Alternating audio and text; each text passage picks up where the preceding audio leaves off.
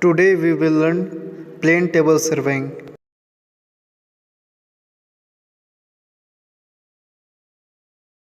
Objective: plotting interior details like trees, buildings, lamp posts using plane table surveying. Theory: it is a method of surveying in which observations and plotting are done simultaneously. To plot various objects like buildings, trees, road, electric poles, or any other permanent object on the drawing sheet by visual observations. Significance: plane table surveying is used when the ground is not level and smooth, or when distances are so large that they cannot be measured with single tape. After participating in this fieldwork, students will become more comfortable with handling LED. This survey is most suitable for small scale maps. Instrument: A. Drawing board. B. Tripod stand. C. LED. D. Trough compass. E. Plumb bob. F. Plumbing fork or U fork. G. Split level. H. Tape or chain. I. Drawing sheet. J. Scotch tape. Figure 2.1 shows you instruments used in plane table surveying. Procedure 1. Setting up the table. The table is placed over the station A and centered with the help of the plumb bob in such a way that the point on the drawing sheet should be vertically above station A on the ground. Putting a split level at any position on the table now levels the table. At every position on the table, the bubble should be always at the center of its run. If not, then adjusting the legs of the tripod does this. In case the split level is not available, approximately a round-shaped wooden pencil can be used to level the table. The pencil should remain fixed at any position on the table if it leveled. Orientation: the table is set up over station A. Now a trough compass is placed at one corner of the drawing sheet and moved in such a way that the needle assumes its normal north-south position. A line drawn along the longer edge of the compass, an arrow is put at the north end. The table is now oriented with respect to the magnetic meridian.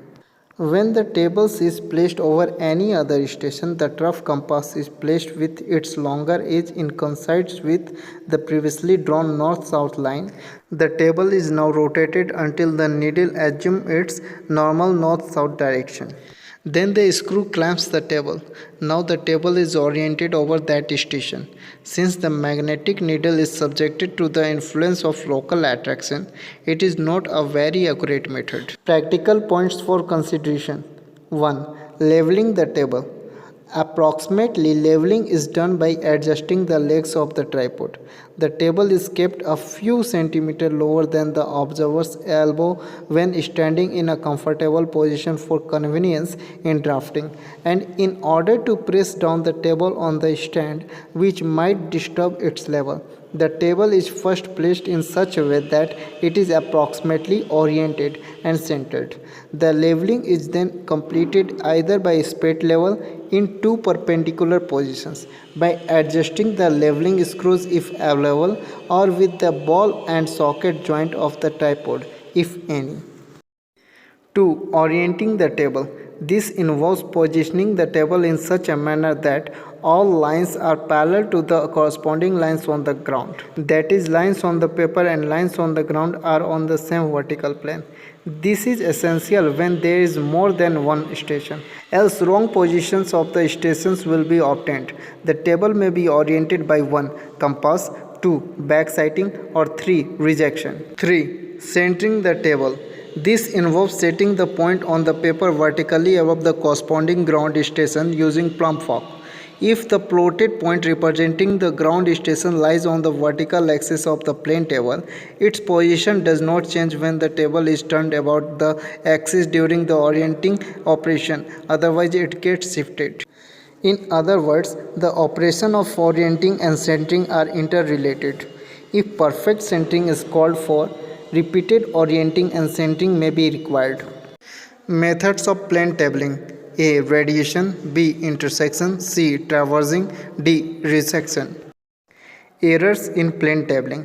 The errors include: 1. Instrumental error. Errors due to bad quality of the instrument. This includes all errors described for theodolite if telescopic LED is used. 2. Errors in plotting. 3. The expansion and contraction of the drawing sheet. 4. Error due to manipulation and citing.